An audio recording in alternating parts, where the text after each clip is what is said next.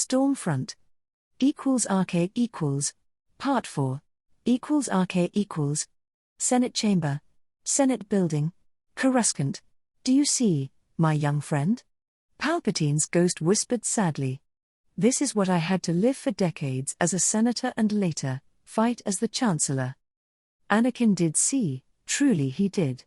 This wasn't the Republic he was supposed to protect as a Jedi, and the past months drove home a terrible truth, that Republic, the ideal the Jedi believed in, killed and died for, it might not have existed since the time Vale was part of the Sith Empire. Today the Force was with him, and as if to mock him, the dark side allowed him an unparalleled insight into the people around him. He could sense the emotions of the senators surrounding him and through them make educated guesses about their thoughts on the subject. While there was a large group who felt righteous anger and horror at what happened to Bothoi, the great majority of senators crying for blood were simply afraid. They didn't want Vale punished because he committed a war crime, certainly not for the Bothans' sake. He was a threat to them, their worlds, people, and more importantly, in many cases, their ambitions. They couldn't buy him, nor could they handle him as a regular officer of the GAR could be managed. That more than anything was why too many senators and the local government that backed them wanted Vale gone. That display disgusted Anakin almost as much as feeling Bothoi die. Beside him, his Padme was torn. He could sense her cry inside at the injustice. Anakin knew his wife's heart, that it tore at the thought that Vale might get away unpunished after what he did, yet her duty to Naboo and its people, it demanded something different.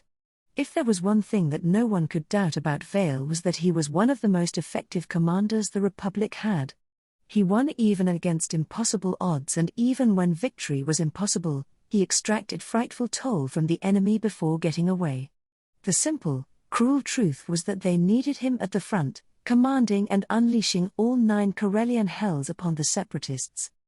Meanwhile, while Sidious had a properly sad expression fixed upon his face, he cackled madly inside.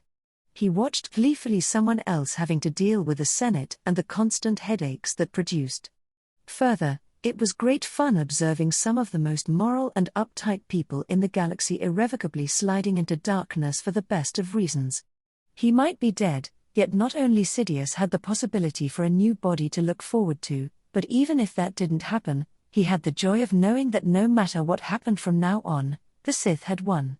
The dark side triumphed, the Jedi were scattered, their reputation destroyed as much by their own actions as by the grand plan orchestrated by the Sith. Sidious even had a new apprentice, or at least that was a work in progress.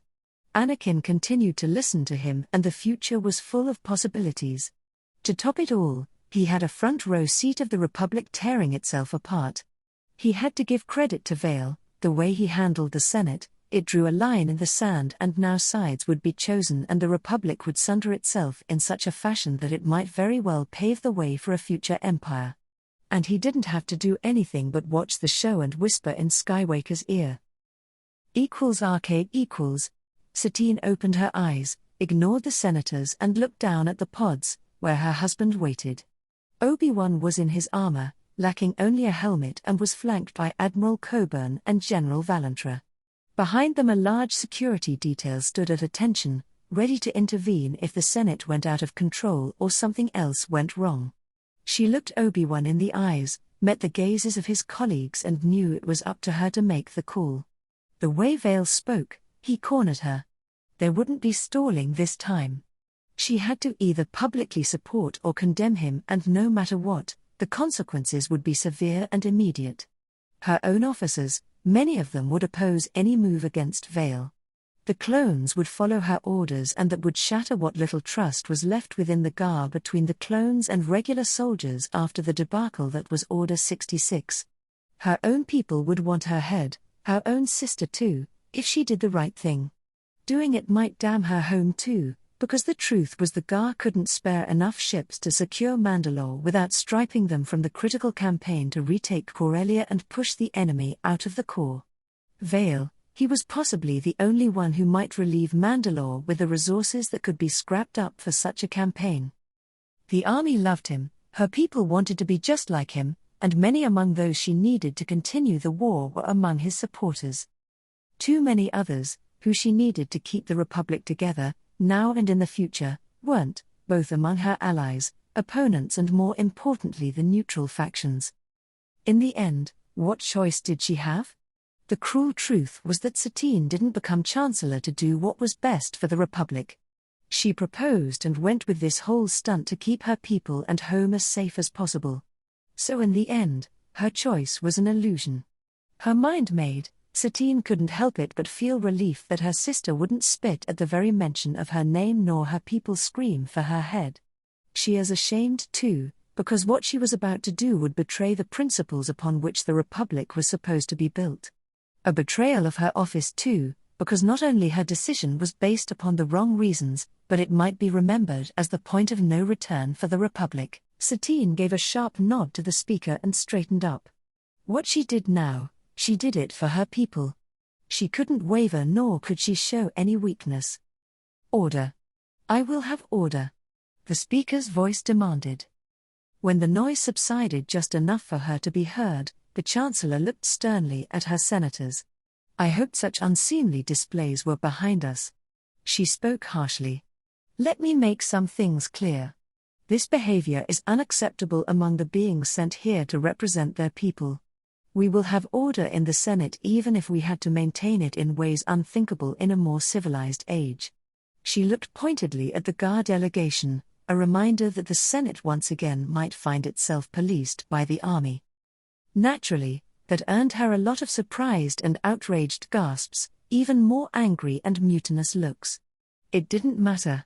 Soon enough, those who would stand with her would do it anyway, because it was in their best interests, not because they liked or respected her. She cursed Vale's very existence again and took the plunge. After reviewing after-action reports, censor logs and interviewing the ranking surviving officers under General Vale's command, GAR High Command has determined that General Vale's actions at Bothoy were military justified given the circumstances he found himself in. Consultation with the Ministry of Justice concurs. Absolute, shocked and outraged silence followed Satine's declaration. Her words were seen as what they were, making a stand and taking a side. Otherwise, it wouldn't have mattered what the laws said or more importantly, the people who interpreted them. There always could be found someone to find an alternative read, a forgotten law still on the books, something else to be of use. If everything else failed, said laws could be changed, with the best of intentions of course. A Sith murdering worlds had to be a crime and it had to be punished, the same was true for a Mandalorian, much less Mandalore himself doing it. Anything less would be unacceptable for a number of worlds and their senators. Most of those were now Satine's sworn enemies, no matter what they might say in public or if they would be forced to remain in the Republic's fold for out of fear if nothing else. Fear. The Chancellor wanted to laugh bitterly. Vale played them all after all. Many were afraid of what the Separatists would do to their worlds if they won, many others were now afraid of what Satine's pet monster would do to them if they even hinted at not supporting her regime. With a few words, Vale just made her a dictator in fact if not in name.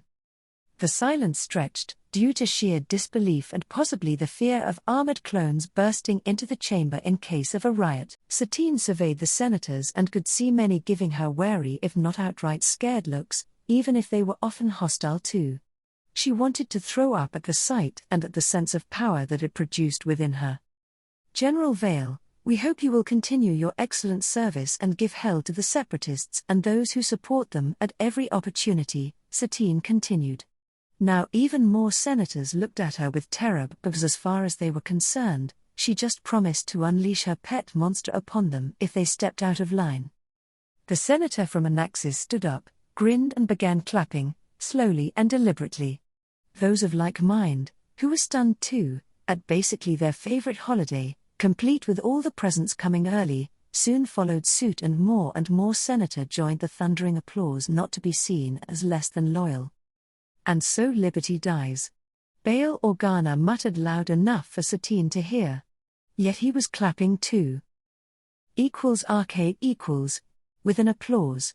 Padme mirrored his words, unsure what she felt. She was sad, that was the strongest emotion she could make up.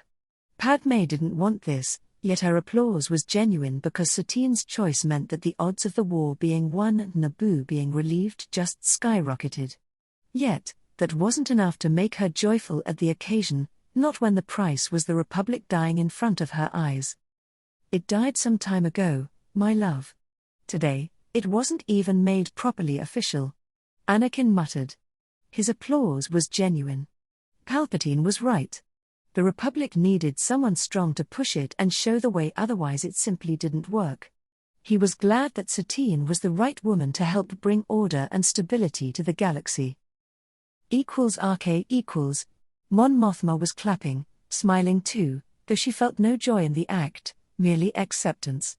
She suspected that something like this was coming, prepared for it, and while she couldn't help but despise Satine for the choice she made, the Chandralan woman understood the reasoning behind it. She simply doubted the Chancellor truly knew what she unleashed upon the galaxy. Mothma was going to openly support the regime, while doing her best to prepare her people for the tyranny to come and set the ground for the eventual restoration of the Republic, no matter how long or what it would take to do it. =RK=. Obi-Wan felt like one great failure. Here he was, one of the most powerful people in the galaxy, the man in charge of an incredibly powerful military, yet he felt helpless. No matter what people might say, today the Republic died, his wife, the woman she chose before being a Jedi, became a dictator and he helped her. He was going to continue doing so, to keep her and his unborn daughter safe if nothing else. For them he was going to do his damned best to win this war, that much Obi-Wan knew for sure, yet that didn't stop him from tasting ash. Was the Council right? Was he corrupted by Vale and his feelings towards Satine? As a Jedi, he should be acting, the fact that he was thrown out of the Order shouldn't matter. Yet, there he was, simply standing, offering silent support. Clapping even. What am I doing? A part of him demanded. The answer was simple, what he had to. The war had to be won and the Senate and too many local governments proved again and again that they couldn't be trusted to do their part of their own free will. Was it that simple? Did victory and keeping the few precious people he had safe justify this? Obi-Wan looked at Satine, and though he knew the Jedi would damn him for his choice, he knew that for him, that was true. His family, even the soldiers under his command who relied upon him to keep them alive, for them he would damn himself if he had to. =RK=. Royal Suites. Royal Palace. Naboo. Tarkin, along with many of the people behind the Mid-Rim Alliance, watched with abated breath the drama unfolding on Coruscant. It was one transmitted for the whole galaxy to see, and its resolution was going to be vital for the people in the richly decorated room in Theed. The good news was that Vale was alive after what he did at Bothoi and back in Republic space. That meant the Alliance would have a powerful voice. Unless the general got thrown to the Cath Hounds for his actions to date. If that happened, Tarkin would despise the Senate and the Republic to his dying breath. Despite what Vale did to him, the man did his best to keep Eriadu safe, made sure his family was on the ascension, and as importantly, they did see eye to eye on many things. There were a few people in the galaxy, fewer alive today, whom Tarkin respected, and Vale earned his place at the top of that list after Chancellor Palpatine got murdered by those damned Jedi. What Vale did at Bothoi, it resonated with certain half-formed ideas that Tarkin had. This was the way to win the war and keep the Republic from tearing itself apart even further. What little news leaked through smugglers from the core painted a nasty picture of unreliable allies and betrayal. Let's see them turn on us now that Vale's back, alive, and has Bothoi as an example. Tarkin felt vindicated. He listened with rapt attention how the general spoke to the Senate, and after his masterful delivery, everyone's eyes were upon the Chancellor, wondering if she would try to live up to the impossible standards that Palpatine put forth for his successors, or if she would turn out to be a great failure. To her credit, Satine Kenobi earned herself a measure of respect in Tarkin's mind.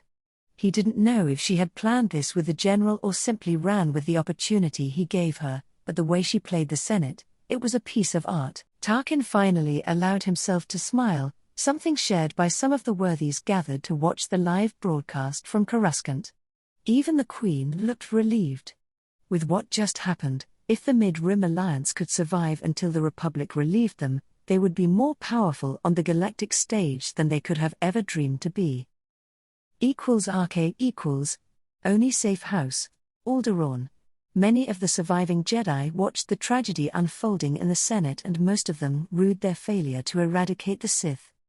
You were right, Mace Windu admitted to the smug-looking Dooku. The Sith finally showed their true face. The only thing left is to officially proclaim the formation of their new empire, and that won't be a long time coming. I did warn you, Master Windu.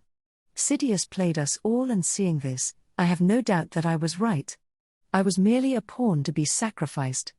That man, Vale, is his true apprentice. He has to be. We were all deceived and betrayed my old friend. The smug look vanished from Dooku's face. I was a fool, he admitted. Sidious told me what I wanted to hear, played with my fears and doubts, and I betrayed everything I once held dear. The Count lowered his head. We will get him. We'll get them all. This war is far from over, and no matter what, we have our duty. Windu spoke, and there was fire in his eyes. As long as single Jedi draws breath, the Sith won't sit easily upon his throne. I hope you're right, old friend. RK equals Location classified. Happenspace.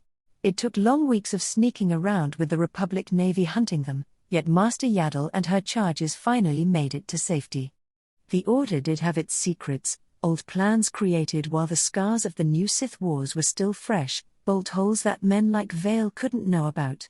One of those was beyond Republic space, within the territory of one of the independent polities in the Rim, a lush jungle moon that people avoided for a good reason. There were no valuable minerals there, and for most intents and purposes the place was a death world. The system itself had a small population concentrated on the fourth planet, which served mining efforts at the asteroid field separating it from the inner system. In contrast, the sanctuary moon orbited the second world, and due to proximity with the local star, the climate was wet and oppressive. If it was just a bit closer, instead of jungle, it would have been a desert world. What made this moon useful was that due to events during the new Sith Wars, it was left seeped in the dark side, with said aura ideal to hide the Jedi from the gaze of the Sith, who would undoubtedly hunt them. While some of the knights tended the younglings and kept the old hidden temple safe from the local flora and fauna, the rest of the Jedi were gathered in the small council chamber where centuries-old but still functional equipment displayed the events on Coruscant. Even those who once had their doubts about the council's reasoning and choices now knew that their now mostly dead leaders had it right. The Sith and Mandalorians were taking over, and a distressing number of systems supported them, some out of fear but too many out of their own free will. What do we do now, Master Yaddle? One of the knights asked, while applause thundered from the comm unit. We recover. As a Jedi we lost our way in more way than one. We are in no shape to oppose the Sith, much less at a time when the Republic military backs them. We will train, we will prepare for when the time is right to return and save the Republic from the Sith and itself. Now we have work to do. Make sure the holocrons we saved are properly secured and in working order. Vale proved that we had forgotten much. We won't face him nor his apprentice before we have recovered the knowledge and skills of the ancient Jedi and are ready for such a confrontation. Stormfront. RK equals. Part 5. RK equals. Hangar Bay Besh. Cis-Dreadnought Providence. High orbit above Bothoi. Borsk Filia stood upon the deck of one of the newest separatist dreadnoughts and stared with fury and sorrow at the grey orb that was his species' homeworld. Bothoi was dead, and even now, weeks after Vale unleashed the horrors of the Force upon it, it was hazardous to go to the surface for droids, much less people. No one knew when it would be safe to step a foot upon the homeworld, if ever. Borsk wanted to howl at the unthinkable atrocity. Even now, with the evidence staring him in the face, he found it hard to believe. The shock and stupor that stuck him while he watched it happen affected him still. The Bothan turned around to stand beside his peers, facing the cameras. Borsk was chosen as their speaker for obvious reasons, and he was determined to do this right. It might be the single most important thing he did in his remaining life if it worked. Every single governor from the various Bothan colonies was right behind him, showing solidarity. Many Confederate senators and leaders were right there, including those like Liera Silvares, who foresaw what was really happening at the heart of the Republic.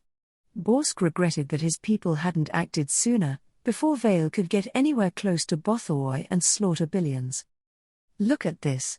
He pointed a clawed finger at the brutalized form of Bothawui seen through the environmental shielding keeping the heat and atmosphere securely into the hangar. When this monstrous crime happened, I, along with anyone sane, believed it was an aberration, an act caused by a sick and wretched madman. Philia paused for effect. Today is a tragic day. For today, the Republic shows its true color, he declared grandly. No, he said subdued. That's my horror and need for righteous justice speaking. Borsk made a chopping gesture. I would put blame where it belongs. Today, on Coruscant, we saw the Republic many of us cherished be betrayed, twisted and destroyed. It ended with applause. He spat the world with such a loathing that he even surprised himself. This is the tragedy of our age, my fellow beings. The Sith and their Mandalorian lackeys now control the Senate and the Grand Army of the Republic. Today, they revealed themselves as the tyrants and brutes some of us knew them to be. They condoned the horrors unleashed by Vale. He looked at the cameras. The Republic is gone. Borsk added in a lower, sad voice. This is no longer a war of secession but one of survival, of justice. There can be no peace while power-hungry maniacs have the power to ravage whole worlds. I beseech you, all of you, peace-loving people of the galaxy. All of you whose hearts cry for justice just as my own, all of you whom have been harmed by the Sith, no matter if they wore the colors of the Republic, the Confederacy, or were mad Mandalorian dogs. Come and join us in our fight against tyranny. We will not stop, we will not falter, we will fight with everything we have to bring back justice and liberty to our galaxy. RK equals Anara Kuat's residence. Kuat. For the longest time, Anara Kuat was one of the most powerful women in the galaxy. Certainly the most powerful on Kuat. She had done much she wasn't proud of to keep her position and advance her house's and corporations' interests. Her alliance with Satine Kenobi was no different. It offered her an unprecedented opportunity to put Kuat on the head of the Republic and in one fell sweep remove the opposition she faced from certain elements of her own family and supporters. It appeared to be such a foolproof plan. The new Chancellor would be helpless without the backing of Kuat and its allies. Sooner or later, Anara would have been the power behind the throne, so to speak, and thus she would have secured the future of her house. KDY would have become even more obscenely rich and powerful in the process too. She would have been able to act unconstrained by the Republic and Senate, wield more effectively the powers her position gave her, and achieve even more. It was a dream come true, and for a time said dream was a reality. The Chancellor often listened to her advice. She arranged to have the thorns in Anara's side removed, and it was only then, when Zash and her retinue arrived, that the director understood how badly she had miscalculated. Now, she watched the drama unfolding in the Senate, with Zash and Ahsoka Tano as her guests and all her mutated into nightmares. Anara never believed that Satine could act so openly, much less get away with it, yet. She glanced at the Sith she hosted. Vale and this impossible woman, they changed the equation. What use were Kuat's vast and powerful fleets when someone who could potentially destroy the whole world by herself was already on the surface? Right beside her too. Oh, how I find myself liking our Chancellor, Zash laughed happily as she watched Satine speak. The Sith stopped paying attention to the broadcast and focused her attention upon Anara. I believe that some changes in the relationship between Coruscant and Kuat are in order, don't you, dear? The director could only nod in resignation. Good. You'll be scheduling a meeting with the board of directors soon, then. After we're done there, we'll be having a talk with the officers commanding your navy. Anara felt like a trapped animal who had the undivided attention of a hungry predator. This wasn't right. What Zash insinuated should by all means see Anara breaking up with the Republic, perhaps even joining the Separatists out of spite. She wanted to call in her security detail and have the Sith shot. However, Anara doubted that they would answer, and even if Zash allowed them, it would only be to make an example. The director closed her eyes and nodded in surrender. She didn't know how and when she ended up in this position. It was slow, subtle, until one day, her security, the people she could trust, they had fallen under the Sith's thrall. The only recourse Anara could think of ended with her dead and likely Zash following in Vale's footsteps with Kuat. She remembered vividly attempting to threaten the Sith when it became clear what she was doing and shuddered in disgust and terror at the memory. "You will turn upon us, will you, dear Anara? Ensure that the Republic loses the war? Use your toy soldiers and nice little ships to depose or even kill the Chancellor?" Zash laughed in the face. "I will." Anara was unwavering. "Then what use do I have, or you or Kuat?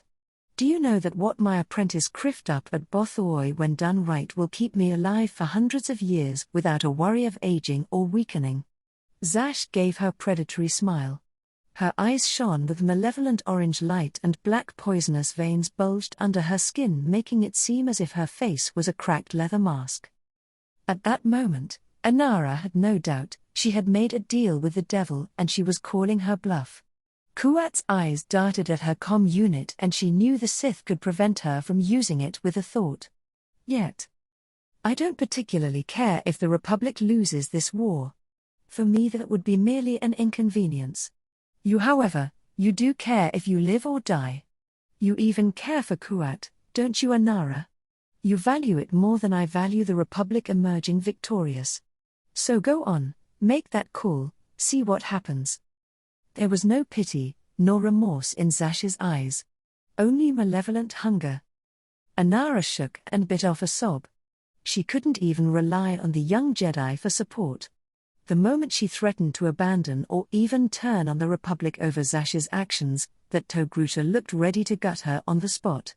Even now, Tan looked her with undisguised loathing and mistrust. Ahsoka, on the other hand, found it impossible to sympathize with the director. It was people like Anara Kuat who tore the Republic apart with their petty ambitions. Even now, during the Republic's, perhaps the galaxy's darkest hour, all that woman was interested in was her little kingdom and how to put it ahead of everyone and damn the consequences. It was people just like her that made this necessary, and Ahsoka found herself hating Anara for forcing her to comprehend the truth from the bottom of her heart. She hated her even more for justifying Zash's methods by proving that the Republic couldn't trust Kuat nor the people who ran it. "Shh. It's fine," Zash said soothingly. "There are ways to handle those like her." She smiled at Anara and the director blanched. Yes, there are," Ahsoka agreed while looking with contempt at the director. She ruthlessly suppressed her side that rebelled at what she was doing and condoning. This war had to end, and anyone who stood in the way of victory, anyone who endangered the people she was responsible for along with her friends, they deserved what they got. Zash looked at her, nodded and smiled in approval. That little gesture brought both elation and made her feel dirty. Arcade Interlude, Jedi Woe's Eye. Arcade Only Safe House. Alderaan. Mace Windu was a man with many regrets.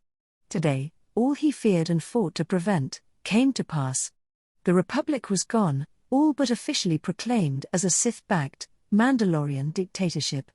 The ultimate guarantor of civilization in the galaxy fell on his watch, and his failure was directly responsible. There would be no peace with Sith and Mandalorians twisting and corrupting everything in sight. Now, he not only had to fight to defeat them, but to bring down the corruption that replaced his precious Republic before its legacy was tarnished beyond repair. He knew that given enough time, the Sith would make the very idea of a return of the shining beacon of civilization that was the Republic and everything it stood for all but unthinkable. There was no choice now, with the direct attempt to remove the Sith from power a failure and the Republic institutions failing to a coup of a Mandalorian and Sith manufacture. It was time to ensure that the abomination that masked as the Republic lost the war. This was one of the unstated benefits of the Council going for a coup when they did. In a case of failure, The Republic would be weakened and the odds of the Sith winning the war while taking over the Republic would be significantly diminished. Now, no matter how distasteful it was, it fell to Windu and his compatriots to ensure that everything the Sith worked for was for naught. Once the dictatorship lost and the Sith eliminated, then the Separatists could be dealt with at a leisure if it proved necessary at all. It did them credit after all that they saw the Sith in their midst for what they truly were and managed to remove them from power. Yet, at the same time, it grated that the Jedi failed where the Confederacy succeeded. Windu wondered, again, would things have turned differently if the Jedi hadn't faltered when Vael revealed himself for the first time? He still didn't know what Yoda was thinking and cursed himself for not acting sooner. The best chance he had was possibly when the Sith so conveniently came to the rescue during the Separatist raid on the Jedi Temple. Hindsight being what it was now obvious that whole episode had been a setup to legitimize Vael, seed doubt among the more impressionable members of the Order, a divide-and-conquer tactic the Sith executed flawlessly.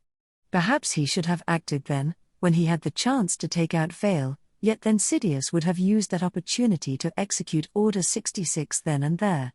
It had been a no-win situation, especially when the Jedi didn't know that the enemy had wormed his way to the heart of the Republic, to the Chancellor's office itself. Thinking back, Windu couldn't see what the Jedi could have done better given the circumstances. The Sith had to be opposed, no matter the odds. He admitted to himself he was afraid to think what would happen if Sidious had survived and continued to use his charisma and contacts in his Palpatine guise against both the Jedi and the Republic. Then the Sith would have been in a much stronger position right now and all too many systems would be flocking to their cause instead of shying away. It was clear now that Palpatine was the face of the Sith, the nice one who could make people flock to their cause. For all their power and the danger they represented, Vael and Zash were the lesser evils, because if right now the Sith had the unquestioned backing of the whole Corps, stopping them might have proven impossible even if the Jedi had somehow fled intact instead of going after Sidious. That didn't mean he found the outcome acceptable. One Sith was dead, while two more still ran wild and they were busy corrupting the cradle of civilization itself and poor bastards like Kenobi. == Interlude, a master and apprentice. == Arya found herself examining another memory. This one was of a scandalous-clad human woman who wouldn't pass muster even as a low-paid prostitute. She was a Sith too, the dark bulging veins marring her once pretty face and the malevolently glowing eyes were a hint enough. "Why are you showing me this, Master?" Arya asked, her distaste evident in her voice. "This," Vael spat, "was technically my first apprentice, though she never deserved such a lofty title. She was the first Jedi I turned and I'm showing you this as a cautionary story." There was no doubt that Jeza Wilsalm was gifted and had a tremendous potential. That didn't work too well for her, I take it? Turning her to the dark side broke her. She reveled in the darkness, the pleasures it brought her, the sense of undisputed power. All her potential, her skills, wasted. If you decide to walk the path of the Sith, remember this, Arya, the dark side is our tool. It is a means of an end, a power to be utilized. The same is true for violence, terror, torture and murder. If you are not careful, they will become the end in itself. The dark side will twist you until you are merely a shadow of your former self.